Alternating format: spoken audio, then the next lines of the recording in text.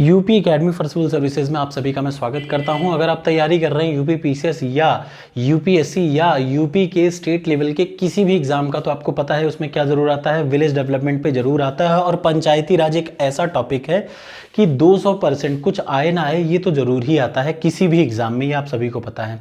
अब हाँ, एग्जाम में क्वेश्चन का लेवल अलग अलग हो सकता है, लेकिन एग्जाम में आता जरूर है, ये ध्यान रखिएगा। और अगर बात करें ग्राम समाज एवं विकास की, जो कि यूपी लेखपाल के आने वाले पेपर में आने वाला है, तो उसमें ये कम से कम 3 से 4 क्वेश्चन आएगा। इसलिए कोई भी पॉइंट में अपनी गलती नहीं होनी चाहिए, तभी मैं ज़्यादा से ज़्यादा वीडियो बना रहा हूँ और हर लेक्चर में अधिकतर चीज़ों को कंक्लूड या इंक्लूड करने की मैं कोशिश कर रहा हूँ। तो आपसे यही रिक्वेस्ट है कि अगर आपको अच्छा लगेगा तो कमेंट बॉक्स में कमेंट करके मुझे बताइएगा, ठीक है। और हाँ, मेरा अगला वीडियो होगा पेसा एक्ट पे। पेसा एक्ट एक एक्ट है, अब इसके बारे में आपको बताऊंगा नहीं, बस आपको मुझे कमेंट बॉक्स में कमेंट करना है कि पेसा एक्ट कब लागू हुआ था, या पेसा एक्ट का ये जो एक्ट है वो किस ईयर का है, ठीक है। बहुत ही इंपॉर्टेंट एक्ट है, याद रखिए। जब पंचायती राज पढ़ते हैं या जब आप यूपी का पॉलिटी पढ़ते हैं तो आपको लगता हो कि पता नहीं कहाँ से क्वेश्चन आते हैं, तो याद रखिएगा, एक तो सीधी सीधी बातें होती है, जैसे पंचायती राज ये कहता है। दूसरा क्वेश्चन क्या आता है, पंचायती राज कहाँ कहाँ, उसका एक्सेप्शन क्या है। जैसे पंचायती राज जो संविधान संशोधन किया गया वो किन राज्यों पे नहीं लागू है, या किस अनुसूची के विषयों पर वो नहीं लागू, ये चीज़ें बहुत आती हैं एग्जाम में। तो अगर कोई एक्सेप्शन है किसी एग्जाम में या किसी सब्जेक्ट के किसी चैप्टर में, तो आपको वो जरूर पढ़ना चाहिए। तो आइए स्टार्ट करते हैं। ग्राम समाज एवं विकास कहें या फिर पंचायती राज कहें, इसका 73वां संविधान संशोधन अधिनियम, इसका ऑलरेडी एक वीडियो में बना चुका हूं। आज की वीडियो में आपको बताऊंगा, ये आ चुका है क्वेश्चन, 1-2 बार नहीं, संघ लोक सेवा आयोग के क्वेश्चन में 2 बार आ चुका है, और स्टेट पीएससी में तो कितनी बारी भी आ चुका है। अब ये स्टेट पीएससी का मतलब सिर्फ यूपी नहीं, कोई भी स्टेट पीएससी में क्वेश्चन क्या आता है, देखिए सबसे इंपॉर्टेंट, जो पंचायती राज में 2 किस्म के विषय हैं, 2 किस्म के प्रावधान हैं। एक तो अनिवार्य, जब ये संशोधन बनाया गया ना तो 2 प्रावधान बनाए गए। एक तो राज्यों पे कहा गया कि ये आपको अपने कानून बनाते समय लगाना मैंडेटरी है, इनको शामिल करना जरूरी है, उनको कहा गया अनिवार्य प्रावधान या फिर कंपल्सरी प्रोविजन। और दूसरा कहा गया कि ठीक है, कुछ चीजें ऐसी होंगी जो कंपल्सरी हैं और कुछ चीजें ऐसी होंगी जो वॉलंटरी। वॉलंटरी मतलब आपकी इच्छा है, इच्छा करे तो शामिल करिए, इच्छा ना करे तो शामिल ना करिए। तो एग्जाम में जब कभी ये आएगा, अक्सर आता है, खास तौर से यूपी पीसीएस का जैसे जैसे लेवल बढ़ रहा है, और ग्राम समाज एवं विकास जो कि आपका आने वाले एग्जाम में आएगा, उसके लिए ये बहुत जरूरी है जानना कि आप ये जाने। देखिए, एक बोल रखा है अनिवार्य और दूसरा बोल रखा है ऐच्छिक। जब आपसे कभी इस तरीके का चीजों को पढ़ना हो तो याद रखिए, आप कोई एक याद कर लीजिए। अब भाई पूरी किताब बहुत सारी है, आप कैसे याद करेंगे। आप क्या करिए, मेरा ये कॉन्सेप्ट है कि मैं कंपल्सरी प्रोविजन याद कर लेता हूं जितने भी हैं, इनके अलावा कुछ आता है तो वो क्या है, वो सब क्या है, ऐच्छिक है। तो हमें एक ही चीज, या तो आप ऐच्छिक रख लीजिए या कंपलसरी। तो आमतौर पे 8-10 नियम ऐसे हैं जो कि कंपलसरी हैं हर राज्य को लागू करना, वो आप समझ जाइए, रट लीजिए। बचे हुए अपने आप एग्जाम में आप टिक करके आएंगे कि यार दीज आर नॉट कंपलसरी और दिस इज वॉलंटरी। तो चलिए आइए, कुछ जो कंपलसरी प्रोविजन है, देखिए ये एग्जाम में बहुत जरूरी है, इसलिए इसको पढ़िएगा और इसका नोट जरूर बनाइएगा। तो चलिए कमेंट बॉक्स में कमेंट क्या करना है, पेसा एक्ट किस ईयर का है ये आप बताइएगा। अगली मेरी जो वीडियो बनेगी ना वो वही पेसा एक्ट पे होगी, जो कि क्या बताता है, जिन राज्यों में ये पंचायती राज का संशोधन नहीं लागू होता है उन पे पेसा एक्ट, एक्सटेंशन एक्ट है। पेसा एक्ट को बोलते हैं एक्सटेंशन एक्ट। अगला वीडियो उसी पे होगा। तो चलिए पहले इसको पढ़ते हैं। देखिए, कंपलसरी का मतलब अनिवार्य, ये वो प्रोविजन है जबकि जब संविधान संशोधन किया गया तो कहा गया राज्यों को इसे शामिल करना जरूरी है, मैंडेटरी है। तो चलिए, सबसे पहला क्या, सबसे पहला कहा गया कि ग्राम के लिए, हर गांव या गांव के समूह के लिए एक ग्राम सभा होना बहुत जरूरी है, उसका गठन किया जाए।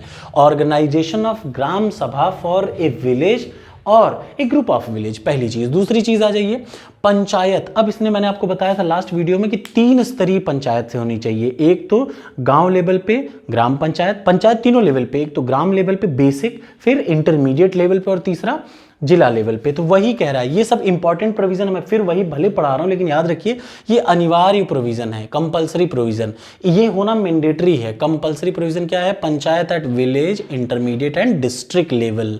तो पहला क्या है, ग्राम सभा होनी चाहिए हर ग्राम के लिए या ग्राम के समूह के लिए। दूसरा, पंचायत होनी चाहिए तीनों लेवल पे। और तीसरा, ये जो 3 लेवल पे 3 स्तरीय बन गई पंचायत, ग्राम स्तर पे, मध्य स्तर पे और डिस्ट्रिक्ट स्तर पे, तीनों के जो मेंबर्स होंगे वो डायरेक्टली इलेक्टेड होंगे। याद रखिएगा, तीनों के जो मेंबर्स होंगे, direct election to every level, हर लेवल पे। याद रखिएगा, जितने भी लेवल हैं, 3 लेवल हैं, 3 स्तरीय है, 3 टियर सिस्टम है, तीनों टियर के जितने भी मेंबर होंगे वो कैसे इलेक्ट किए जाएंगे? Direct election. चौथा, सबसे जरूरी यही है, इनडायरेक्ट इलेक्शन भी होता है। किनका? ये मैंने आपको लास्ट वीडियो में बताया था, बट आज बताने का पर्सपेक्टिव ये है कि ये कंपलसरी है और इनके अलावा कुछ भी पूछता है तो आपको वॉलंटरी में मारना। वॉलंटरी का मतलब ऐच्छिक, कंपलसरी का मतलब अनिवार्य। तो अब देखिए चौथा क्या है?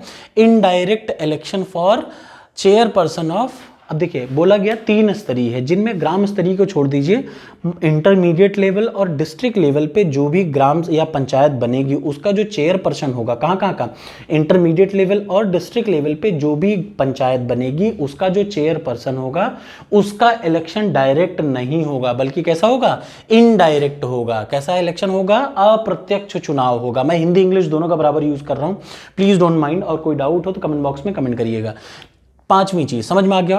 ठीक, ये होता है। और 5वीं चीज क्या है? Minimum age 21। आपको ये सबसे जरूरी 4 बार एग्जाम में आया है। क्या आया है? याद रखिए कि पंचायती चुनाव में भाग लेने के लिए मिनिमम आयु वर्ष, भाग लेने के लिए मतलब मान लिया मैं पंचायती चुनाव लड़ना चाहता हूं तो उसके लिए मेरी मिनिमम एज कितनी होनी चाहिए? 25 नहीं, 21। ये सबसे जरूरी प्रोविजन है। और ये क्या है? ये अनिवार्य है, ये ऐच्छिक नहीं है, ये आपको हर राज्य को शामिल करना जरूरी है। चलिए, छठा क्या है? Reservation for SC and ST। Reservation का मतलब आरक्षण। किन के लिए? अनुसूचित जातियों, अनुसूचित जनजातियों के लिए आरक्षण होना हर पंचायत में जरूरी है। उसके बाद क्या है? हर 5 वर्ष पे टेन्योर, एक पंचायत का जो समय है या टेन्योर है, जो ड्यूरेशन है, वो कितना साल होगा? 5 साल। ये भी मैंडेटरी, अपने मन से नहीं कर सकता कोई राय चलो मैं 6 साल कर देता हूं, ऐसा नहीं, फिक्स 5 साल। उसके बाद अगला प्रोविजन क्या कहता है? 1/3 सीट किसके लिए रिजर्व हो? औरतों के लिए 1/3 सीटें रिजर्व होनी मैंडेटरी है। उसके बाद 2 लास्ट के बचते हैं, 9 और 10। 9वां कहता है कि चुनाव आयोग, राज्य चुनाव आयोग। राज्य चुनाव आयोग का क्या काम है? चुनाव आयोग का जो सेंट्रल CEC है, सेंट्रल इलेक्शन कमीशन, उसका काम है राष्ट्रपति और मतलब स्टेट लेजिस्लेचर असेंबली और लोकसभा, राज्यसभा, सारे चुनाव कराना। स्टेट मतलब विधानसभा का चुनाव भी कौन कराता है? CEC कराता है। लेकिन जब बात आए कि यार पंचायती चुनाव कौन कराएगा, तो याद रखिए पंचायती चुनाव को करवाने के लिए राज्य चुनाव आयोग बनाया गया। ये बहुत बार पूछता है और लोगों को कंफ्यूजन क्या हो जाता है? अक्सर लोग क्या कंफ्यूज करते हैं पता है? लोग सोचते हैं कि यार जो CEC है, सेंट्रल इलेक्शन कमीशन है, वो सेंट्रल के चुनाव कराता है और जो स्टेट इलेक्शन कमीशन है वो स्टेट के चुनाव कराता है, जो कि गलत है। अधिकतर लोगों को पहले ये कंफ्यूजन होता होगा, जो कि दूर कर लीजिए। राज्य चुनाव आयोग सिर्फ किसका चुनाव कराता है? पंचायत का, पंचायत चुनाव का आयोजन कराता है। और याद रखिए स्टेट फाइनेंस कमीशन, राज्य वित्त आयोग भी होना मैंडेटरी है और इसका गठन हर 5 साल पे किया जाएगा पंचायतों की आर्थिक स्थिति का मुआयना करने के लिए। तो ये इंपॉर्टेंट 10 प्रोविजन है। इनके अलावा जितने भी प्रोविजन है वो सब आप क्या मान लेंगे? क्या मानेंगे? ऐच्छिक मानेंगे। तो एग्जाम में आपको सब रटने की जरूरत नहीं, सिर्फ आप अनिवार्य प्रोविजन याद कर लीजिए, आपको वॉलंटरी अपने आप समझ में आ जाएगी, क्योंकि जो अनिवार्य नहीं है वही तो वॉलंटरी है। ठीक है, थैंक यू सो मच। मेरी बात का जवाब जरूर दीजिएगा। अगला वीडियो जो है वो पेसा एक्ट पे ही है, तो उसके पहले उसका आंसर दीजिए। Thank you so much.